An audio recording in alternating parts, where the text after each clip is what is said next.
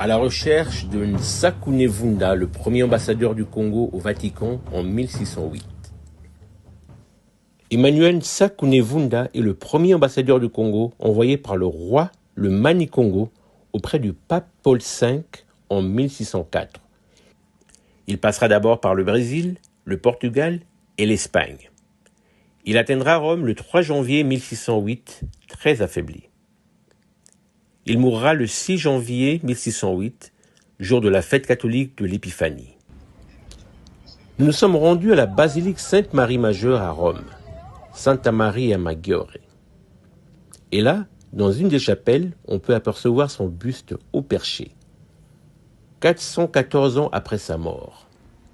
C'est bien lui, Nsakunevunda, immortalisé dans ce buste en marbre, très beau et coloré. Ça m'a fait très plaisir de le voir. Bizarre, c'est comme si je voyais un membre de ma famille. Derrière son regard calme et son air honorable, je m'imagine une prestance et un respect, ou l'ositu, comme on dit dans sa langue maternelle, le Kikongo.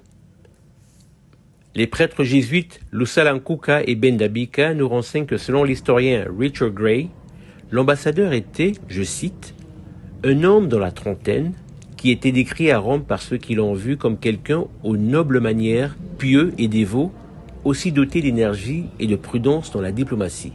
Fin de citation. D'après les écrits, il semblerait qu'il serait venu entre autres pour plaider la cause contre l'esclavage auprès du pape Paul V. Ce buste de Nevunda en marbre coloré fut réalisé par l'artiste Francesco Caporale. Une fresque de Giovanni Battista Ricci au Vatican, dans la salle Pauline, représente le pape au chevet de Nsakunevunda. Tout ceci se passe 277 ans avant la conférence de Berlin, où les Européens ont divisé l'Afrique comme un gâteau. Un autre tableau représentant Emmanuel Nsakunevunda, réalisé bien après sa mort et datant de 1616, peut être admiré au palais du Quirinal, dans la salle de Corazzieri à Rome, à côté d'une peinture représentant l'ambassadeur du Japon, Hasekura Tsunenaga. Cette peinture fut réalisée par l'artiste Agostino Tasci.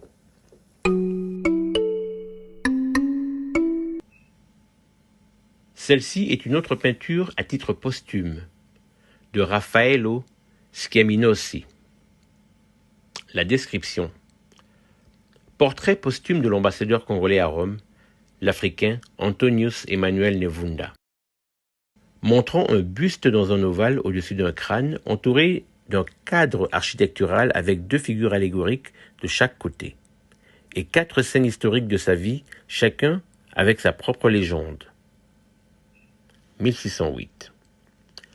L'ambassadeur est mort et les 2 dernières scènes montrent la visite du pape sur son lit de mort et son cortège funèbre à Santa Maria Maggiore. Étant donné que l'Espagne s'opposait au rapprochement du royaume Congo avec le Vatican, certains émettent la thèse de l'empoisonnement. En effet, l'Espagne refusait de considérer le royaume Congo comme un royaume indépendant et souhaitait que celui-ci demeure tributaire de la couronne d'Espagne. L'ambassadeur est tombé malade lors de sa traversée de l'Espagne pour venir en Italie.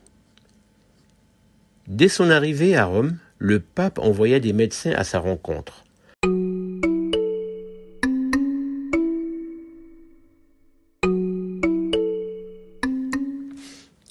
François et Jean-Baptiste, les propres frères du pape, ainsi que son neveu le cardinal Scipion Borges, vinrent accueillir l'ambassadeur Nsakunevunda avec tous les honneurs dus à son rang.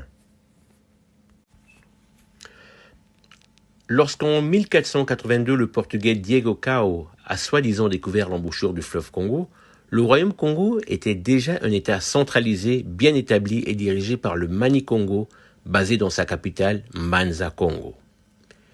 Diego Cao et ses hommes furent étonnés de découvrir un grand royaume avec des provinces, des gouverneurs, une monnaie et des circuits commerciaux.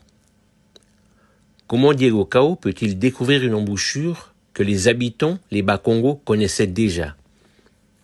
Il faut désormais préciser qu'il a découvert l'embouchure du fleuve Congo pour les Européens qui n'en connaissaient pas l'existence. Les Bas-Congo connaissaient déjà cette embouchure. Ce puissant fleuve que les habitants appelaient Nzadi, les Portugais le transcriront en Zaïre. Bref, tout ceci montre que bien avant l'esclavage et la colonisation, nos royaumes africains étaient bien organisés avec des provinces et une administration. Ces peintures et sculptures représentent Nevunda avec toute sa dignité. Le racisme fut fabriqué et théorisé pour justifier l'exploitation économique commise par les Européens. Vous remarquerez que dans l'art européen, depuis l'Antiquité jusque vers le XVe siècle, les Africains y sont représentés avec dignité et humanité. Nous y reviendrons. En fait, c'est écrit Nevunda, mais à mon avis, ça devrait sûrement être Nvunda. Par expérience, je sais que les Européens ont souvent du mal à prononcer la lettre N devant nos noms africains. Par exemple, mon frangin Ntangu se faisait appeler Netangu. Voilà, nous sommes à la cathédrale Santa Maria Maggiore.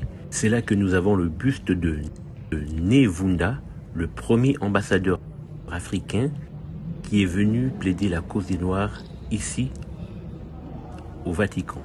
Pourquoi est-ce que je n'ai jamais appris ce récit à l'école au Congo? Je suis certain que très peu de jeunes Congolais savent qu'en 1608, leur ambassadeur est venu au Vatican et que son buste ainsi que des peintures attestent de son passage sur ce territoire. Voici un pan de l'histoire qu'on aurait dû nous apprendre à l'école au lieu de nous bourrer la tête avec Charlemagne ou Jeanne d'Arc. Notre programme scolaire devrait être révisé et très vite.